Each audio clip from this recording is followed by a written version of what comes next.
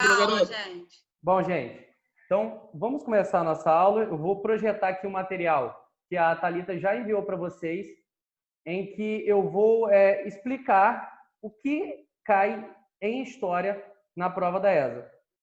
Vocês estão conseguindo visualizar aqui a imagem?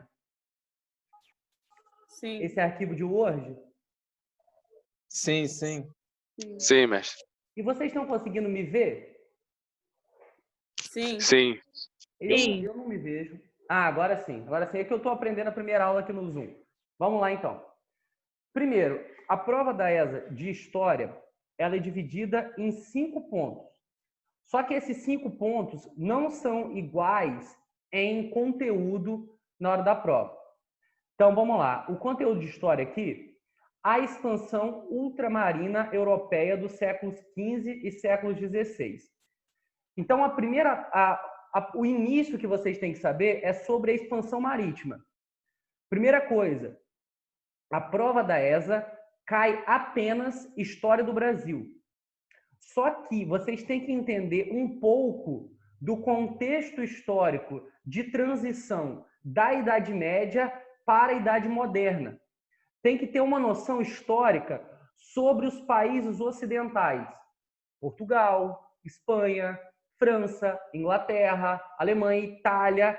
Isso que a ESA cobra. É uma história totalmente eurocêntrica. Então, vocês têm que saber sobre, então, esse século XV e século XVI. A banca da ESA é uma banca muito preguiçosa. Como assim? Por que ela é preguiçosa? Ela adora repetir questão. Repetir a mesma coisa que cai nos outros anos. Então, a gente faz uma análise da prova da ESA nas últimas décadas, sempre tem questão repetida. Então, nessa parte aí de expansão marítima, ultramarina, cai direto. Quais foram os fatores para o pioneirismo português? Tem até uma questão que eu escolhi aqui que a gente vai fazer sobre isso. Ou seja, o que explica o fato de Portugal, que é um país pequeno da Europa, que é um país não tão rico como França e Inglaterra, o porquê esse país foi o primeiro a se lançar na expansão marítima. Cai muito também sobre o Tratado de Tordesilhas, sobre as primeiras expedições portuguesas ao Brasil, as expedições exploratórias, expedições colonizadoras, a importância lá do pau-brasil nesse momento. Então, esse primeiro tópico aí da ESA tem que entender sobre expansão marítima e sobre o chamado período pré-colonial na história brasileira, que é o período de 1500, 1530. Esse primeiro ponto aí da ESA é tranquilo para a gente estudar. Tranquilo, não é muita coisa. Agora vamos para o segundo ponto, que está aqui. O sistema colonial português na América. Esse é muito maior. Por quê? Quando a gente está falando do sistema colonial, aí está falando do período de 1530 até 1808. Por que 1808? Porque aí começa o terceiro tópico, que é o período joanino, que começa com a vinda da família real, que sai de Portugal em 1807 e chega ao Brasil em janeiro de 1808. Então, notem que esse segundo tópico aí da ESA é um período aproximadamente de 3 séculos. Então, vai do século XVI até o início do século XIX. Então, é muita matéria, é muita coisa que a ESA pode perguntar sobre isso. O que é mais importante aí? Então, a gente vai começar a estudar lá, falando sobre as capitanias hereditárias, sobre o governo geral, cai aí invasões estrangeiras. Aí tem 2 invasões que são mais cobradas. A invasão francesa, a França Antártica, e principalmente, a ESA adora perguntar sobre a invasão holandesa no Nordeste, que tinha um objetivo aí da exploração da cana-de-açúcar, lá no século XVII. O processo de interiorização, aí é uma parte da matéria da ESA que só cai na ESA, não cai no Enem, não cai nada. É uma parte da matéria que trata dos tratados sobre a expansão territorial. Tratado de Madrid, o que foi? Tratado de Utrecht, Badajoz, Santo Ildefonso, diversos tratados lá que a ESA cobra. Cai também lá sobre as reformas pombalinas, as reformas lá do Marquês de Pombal, que era ministro do rei de Portugal. A ESA também pergunta muito sobre isso. A principal dessas reformas é a transferência da capital de Salvador para o Rio de Janeiro em 1763. Cai também aqui, ó, rebeliões ou revoltas. E aí, a ESA adora perguntar isso. Todo ano praticamente, cai uma questão de revolta. Mas a gente não sabe, eles variam, sobre qual o período da revolta, porque tem revolta no Brasil colonial, tem revolta do Brasil imperial e tem revolta do Brasil republicano. Então, são várias revoltas que a gente vai estudar e aí para se preparar para a ESA. Então, aí, dentre as principais do período colonial, a gente tem a Inconfidência Mineira e a Conjuração Baiana, que são as que mais caem na prova da ESA. Então, toda essa matéria aí, dentro desse período sistema colonial, também tem o período lá da União Ibérica, que é o período que Portugal ele foi anexado pela coroa espanhola, o período que vai de 1580 e 1640. E olha só, gente, essa é uma aula que eu vou apresentar o conteúdo para vocês e já iniciar como que a ESA gosta de cobrar. Primeira coisa, vocês estão notando que eu estou falando bastante data, né? Data é muito importante na prova da ESA. A prova da ESA, ela tem um viés político. Ela gosta de tratar sobre a história política. Então, tem muita questão que você tem que saber a data. Você tem que saber a data da revolta. Você tem que saber a data do mandato do presidente. Depois tem uma questão que vocês vão ver como que a ESA cobra isso. Então, é importante se entender, decorar datas. Vocês vão ver, eu vou trabalhar com vocês, vou mandar simulados, trabalhar com muitas questões da prova da ESA. As questões da ESA têm, em geral, o enunciado tem 2 linhas. Ou você sabe, ou você não sabe. É diferente de uma prova do Enem, que te dá um texto antes da questão, um texto para você interpretar. Vocês não vão fazer uma prova do Enem. Não é uma prova que exige reflexão. Então, você tem que estudar a fundo sobre a história do Brasil. Então, dentro desse segundo tópico aí, é muita matéria que a gente tem para estudar. Agora, vamos para o terceiro tópico. O período joanino e a independência.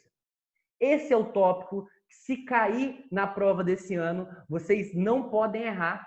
Porque se eu falei que o segundo tópico tem 3 séculos, esse terceiro tópico aqui do período joanino e a independência tem apenas 14 anos. Então, o que a ESA costuma cobrar sobre isso é muito repetitivo.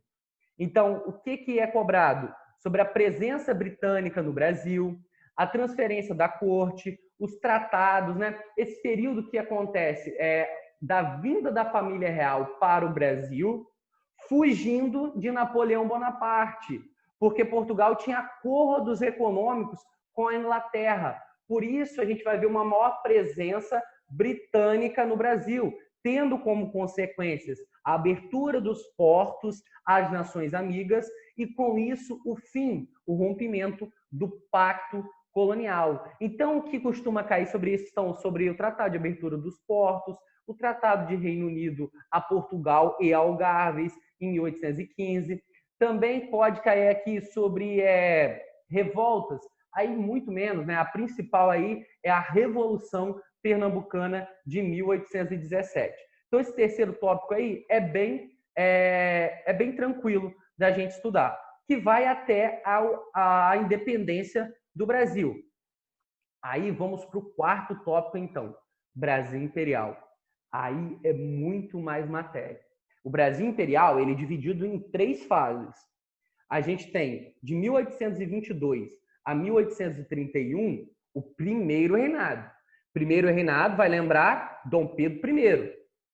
Dom Pedro I abdica em 1831, estava sendo muito criticado e vai resolver o problema da sucessão dinástica lá em Portugal, quando seu irmão Dom Miguel dá um golpe na própria sobrinha.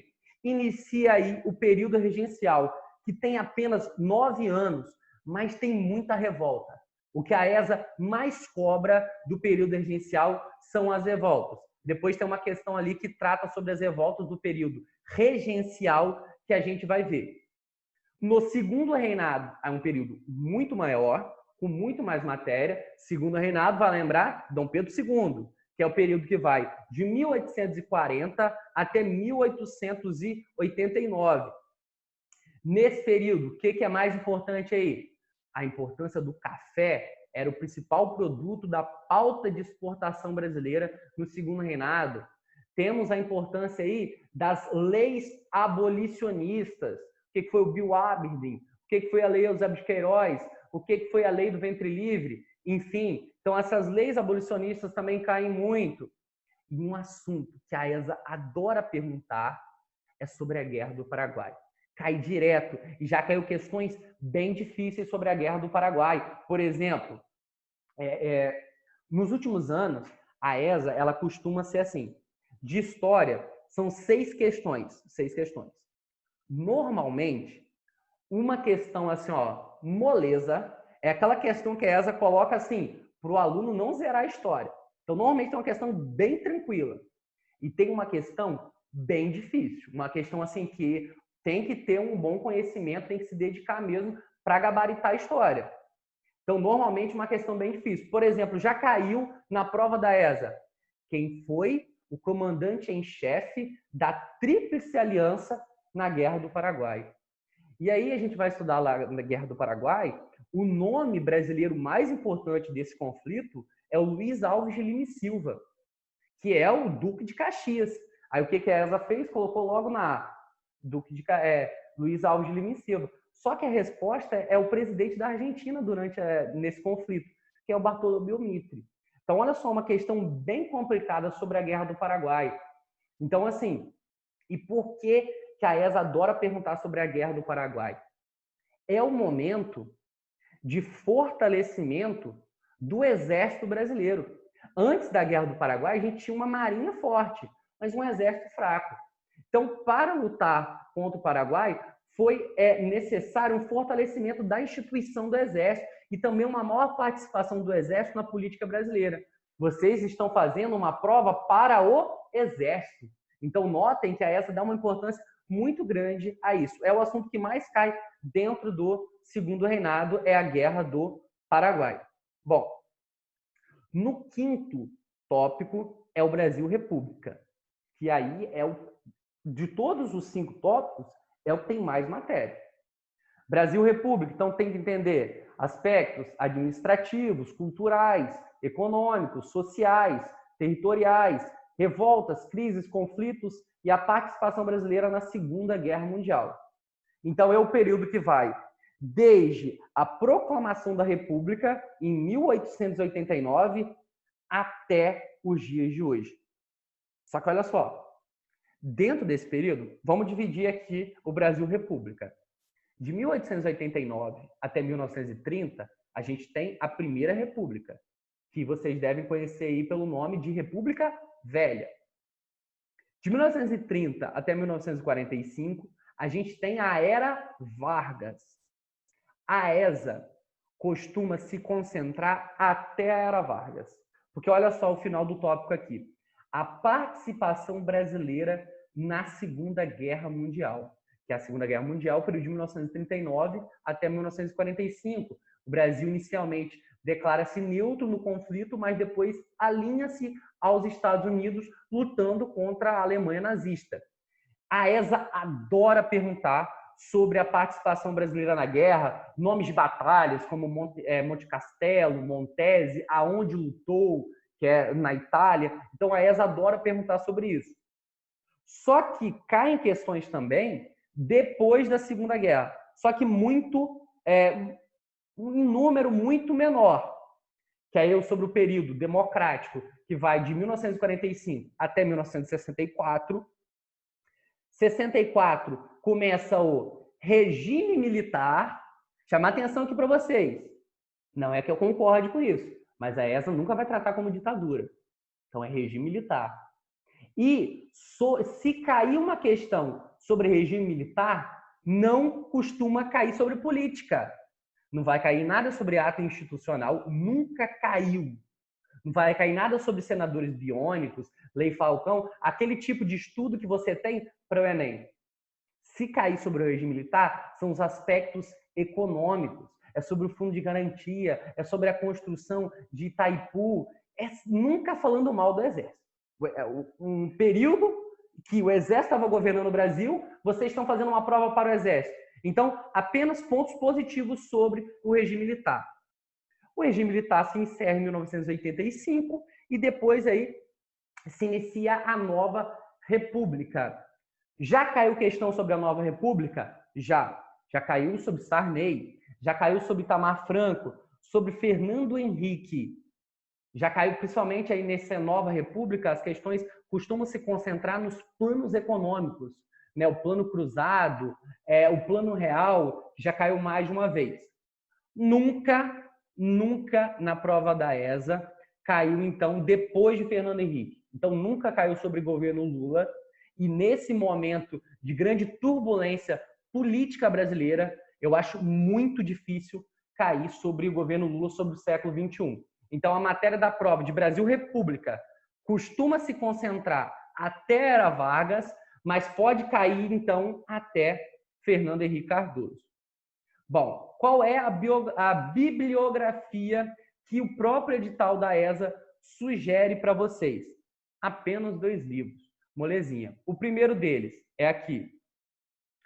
Gilberto Cotrim, História Global. É esse livro aqui. O livro do Gilberto Cotrim. Esse livro aqui eu sugiro comprar também para quem for fazer a prova da SPSEX, porque ele então é sugerido tanto pela banca da ESA quanto pela banca da SPSEX. O outro livro que é sugerido aqui é o do Luiz Koshiba e Denise Pereira, que é História do Brasil no contexto da história ocidental. Esse livro aqui é apenas sobre história do Brasil. Ele é muito mais detalhado do que o Gilberto Cotrim, porque o Gilberto Cotrim tem História do Brasil e História Geral. Sobre esses livros, obviamente, eu sugiro para vocês comprarem os livros.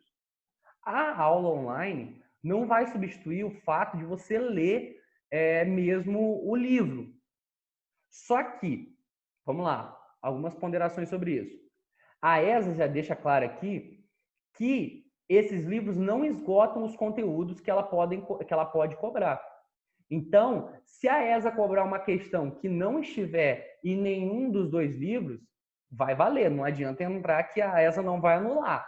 A ESA só anula questões de história se tiver algum erro mesmo. Quando aconteceu, acho que ano passado ou ano retrasado, quando a invasão holandesa em Salvador, ela aconteceu entre 1624 e 1625.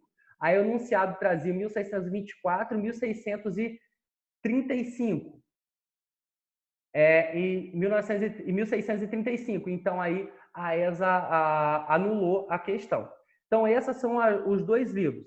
Só que, gente, eu comprei alguns livros nesse momento de pandemia aí, tá demorando demais para entregar. Então, o meu medo é que vocês comprem esses livros e não cheguem a tempo da prova da ESA.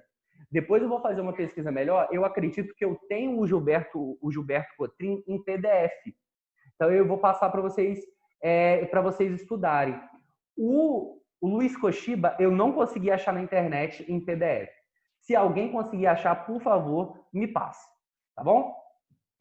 Vamos fazer algumas questões rapidinho aqui. Primeiramente, alguém tem alguma dúvida? Alguém quer falar alguma coisa?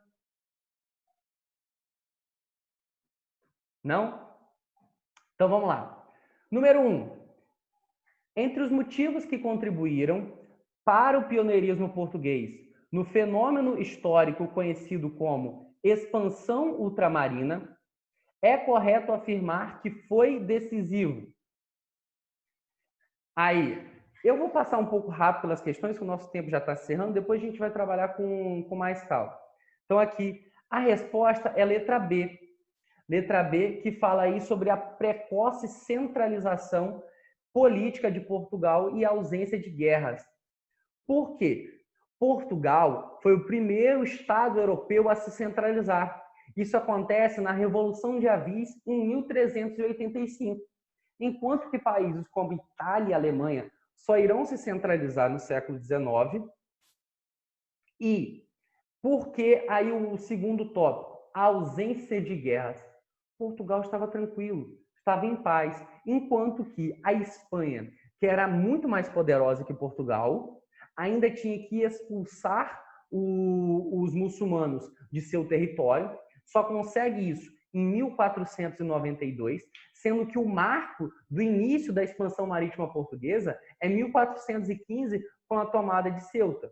Outros países muito poderosos lá do continente europeu, França e Inglaterra. França e Inglaterra, nesse momento, estavam em conflito entre eles, a chamada Guerra dos 100 Anos, que durou 116 anos. Então, por isso, a resposta correta aí, a letra B. Número 2. Durante os séculos 16 e 17 no Brasil, ocorreram diversas rebeliões que refletiam a divergência de interesses entre colônia e metrópole. Dentre essas revoltas, pode-se destacar, respectivamente, com seu objetivo a letra A, revolta de Beckman, ocorrida no Maranhão, que devido à insatisfação com a Companhia de Comércio do Estado do Maranhão, propunha a abolição do monopólio desta companhia. A letra A, tudo certo. Vamos ver as outras alternativas. B, Inconfidência Mineira, que objetivava a abolição da escravidão. Aí já está errado. A Inconfidência Mineira não queria o fim da escravidão. O movimento que queria o fim da escravidão é a Conjuração Baiana. Letra C, Conjuração Carioca, organizada por escravos libertos. Já está errado. A Conjuração Carioca é uma revolta de menor importância na nossa história. Era um clube literário em que faziam debates. Esses debates eram feitos pela elite carioca, influenciado pelas ideias iluministas. Então, não tem nada a ver com escravo liberto. Guerra dos Mascates, ocorrida em Pernambuco, correto. Um conflito de interesse entre os senhores de engenho de Olinda, correto. E senhores de engenho do Recife. Aí está errado. Porque era o dos senhores de engenho de Olinda contra os comerciantes de Recife, que eram pejorativamente chamados de mascates. Então, aí está o erro. Letra E, Conjuração Baiana, movimento de elite baiana, aí já está errado. Que, embora identificada com os ideais da Revolução Francesa, sim, tinha os ideais da Revolução Francesa, não trazia em seu programa de revolução o fim da escravidão. Então, aí, mais um erro nessa questão aí. A Conjuração Baiana objetivava o fim da escravidão. Então, resposta aí, letra A. Número 3. A política externa de Dom João VI, aí que inicia lá o período joanino, de 1808 até 1822, lá até a independência, quando o imperador do Brasil determinou que se realizassem ações militares em territórios vizinhos ao Brasil. Esses territórios foram, resposta correta aí, letra C, Guiana Francesa e província Cisplatina. Por que Guiana Francesa? Porque a França tinha atacado Portugal. A França é governada por Napoleão Bonaparte.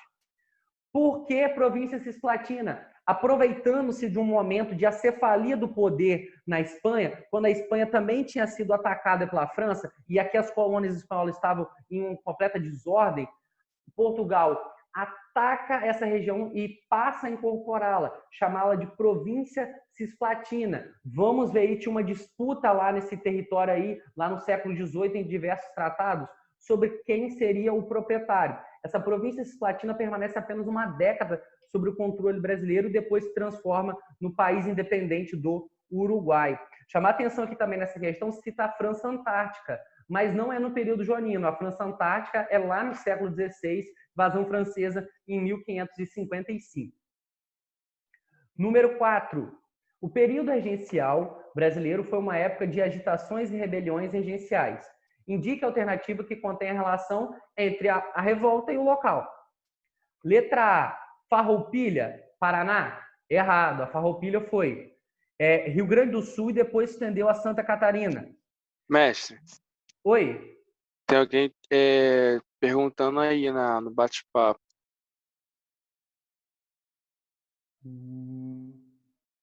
Bate-papo, peraí que eu tô aprendendo a...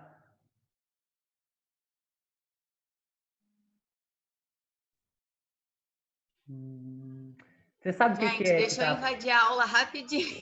Pode falar. Me perdoa, mas olha só, eu fui colocar na conta, coloquei na conta do Anderson e não na conta do curso. Pode rolar a aula que eu mexi num negócio aqui. Eu tô na fé de que não vai cair. Se acontecer de cair, eu já vou enviar direto a outra chamada para vocês no WhatsApp, aí volta normal, tá? Eu O tô erro numa foi meu. correria para terminar as questões que eu vi que só falta 2 minutos e 40. Não, pode ir fluir. Tá, Relaxa, pode ir. A hora que acabar, acabou, não tem problema não. tá, Beijo. beleza. Mestre, Pode falar. mestre, ela perguntou assim, tem a ver com os 7 povos, a província da Cisplatina, ou ela está fazendo confusão? Ela perguntou em relação à questão 3 que o senhor explicou. Tem a ver, sim. Tem a ver, a gente vai estudar a questão de tratados, porque essa região aí é uma região disputada entre Portugal e Espanha.